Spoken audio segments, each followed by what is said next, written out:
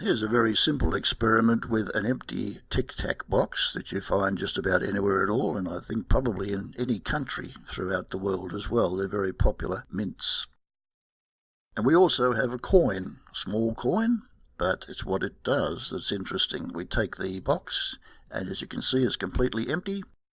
And now we take the coin, and just by touching the box, it goes right into the empty Tic Tac container, and that can be examined very closely by any audience member.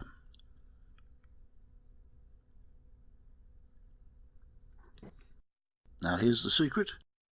It is just a normal Tic Tac box without any Tic Tacs at all.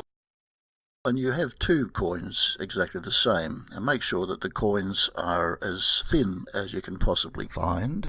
We don't want a thick coin for this because we're going to hide that coin underneath the front label. The way you do that is you turn the box upside down and just tap that a little bit, and it should just slide in between the wall of the box and that white cap on the top. So you can see it in there. It's jammed in between the cap and the side of the box. If it doesn't slide in, I can show you how to fix that a little bit later on. But you can turn it on all different angles, but do watch your angles because you don't want anyone to see that there is a coin behind that front label there.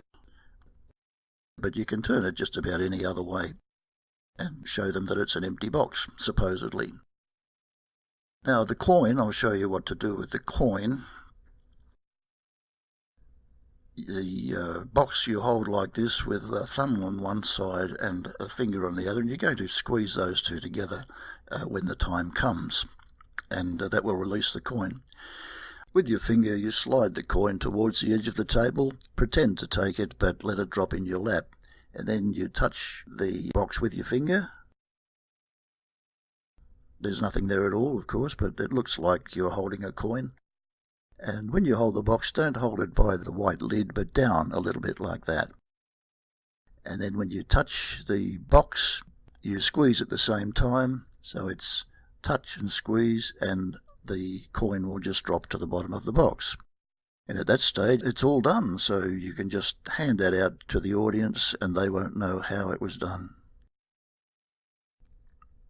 Now, if the gap isn't big enough, this is what you can do, because sometimes you can put the coin in and try to get the coin in the gap, but the gap isn't big enough and it just won't go in.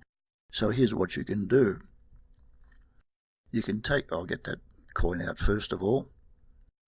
You can take a pair of scissors and just with one of the blades slice through that seal at the top, both sides, front and back, and then you can open it up and just prise that white cap out from the box. Here it comes. And a little bit more. Pull that right out and just squeeze those two sides together a few times like this with your finger and thumb, and that will open up the gap and the coin will go in a lot easier.